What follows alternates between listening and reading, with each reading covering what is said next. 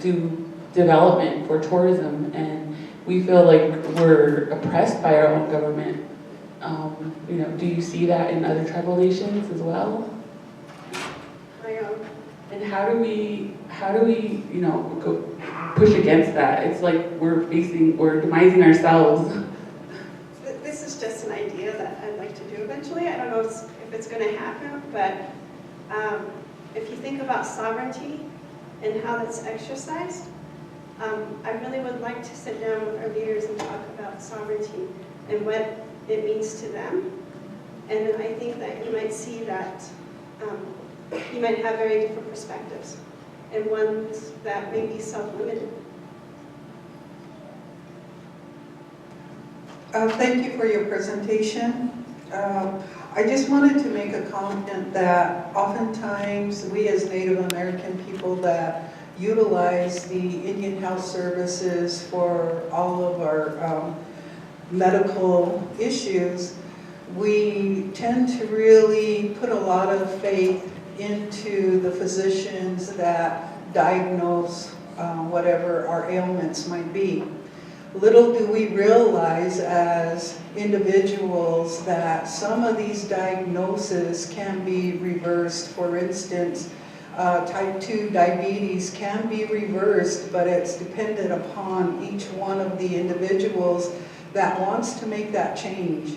And we are just taking the medication and we're giving in to that system. And in order for us to make all of these changes, we really need to do our own research, and we cannot just take the value of another individual's word as the gospel truth.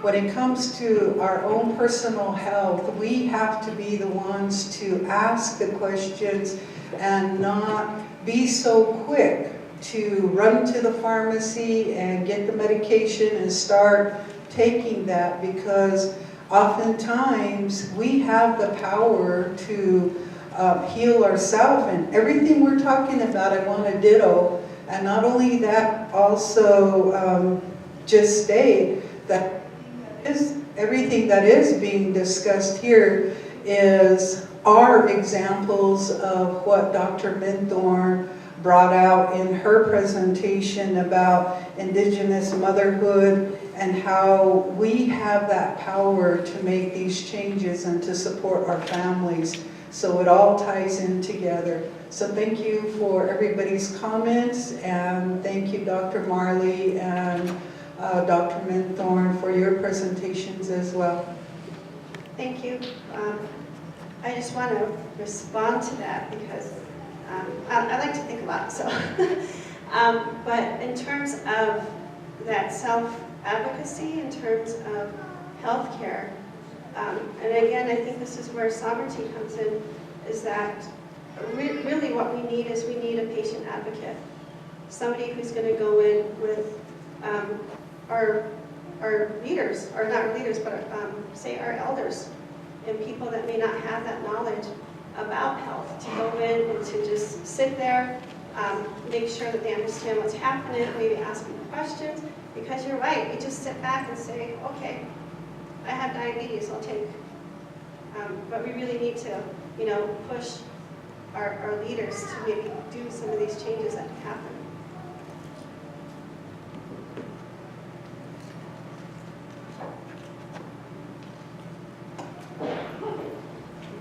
I think one of the things that we need to keep in mind is that it takes sovereign people to make sovereign nations. And I think we need to question ourselves about to what extent we have abandoned our own agency.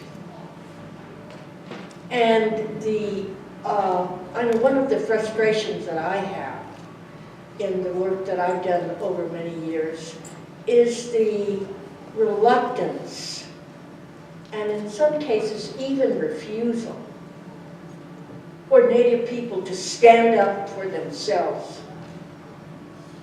And we excuse ourselves by all of these years of oppression, oppression, oppression, oppression. This is 2018. And I think that we need to have a little sign in front of ourselves on our mirror in the morning or something to remind us, because we have got to invest the energy and our intelligence and so forth into, because we can lament a patient advocate so doesn't make enough connections in the person's full life to be really impactful. And so I think, we just have to come to grips with it.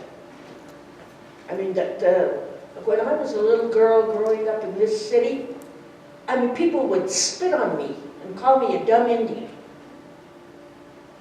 Now, that doesn't feel very good, and it hasn't lasted, it impacts the little kid. It's a good thing that I had my parents who said, no, you're as good as anybody else in this world.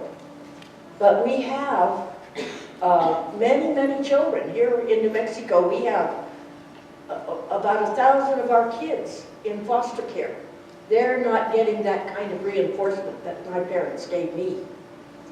And so we have lots to do, but immediately we have to stand up. Thank you very much. Well, thank you everybody so much. I appreciate all your comments and questions. And so just thank you for having me here, NES.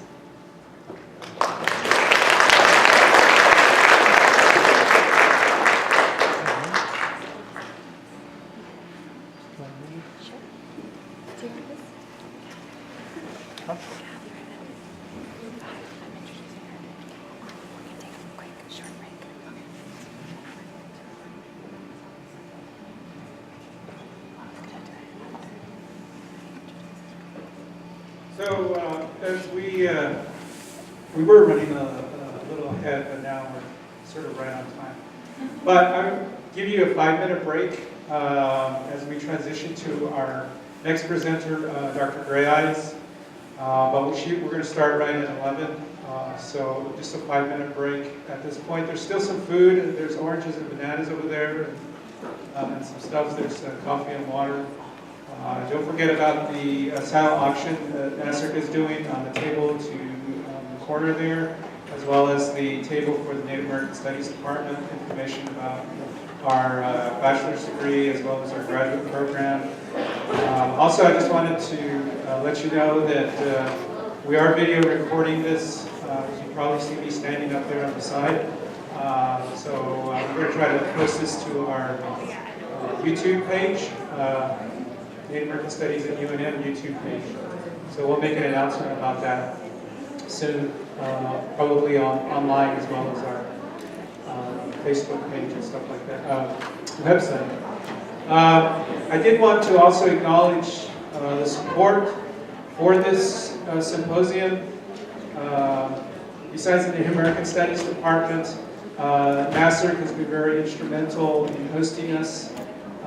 So the Native American Studies Indigenous Research Group, which is a student group here on campus, the Center for Regional Studies that provided the grant for the symposium, the Institute for American Indian Research, which was also a strong supporter of Native American Studies and Indigenous Studies initiatives on campus here at UNM.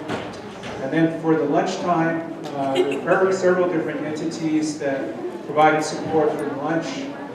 The Division for Equity and Inclusion, the Center for Native American Health, the Robert Wood Johnson Foundation Center for Native American Health Policy,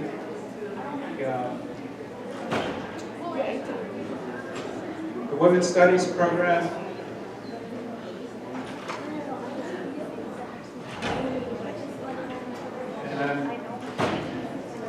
trying to remember, there's a couple other entities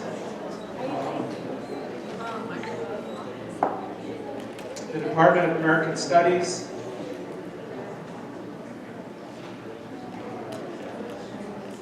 And I'm going to get in trouble because I'm not remembering that last entity. But I just wanted to mention them. There'll be, as we go through lunch, there'll be information on the screen up here in terms of the lunch supporters, because we want to recognize them and their support. Okay, so thank you.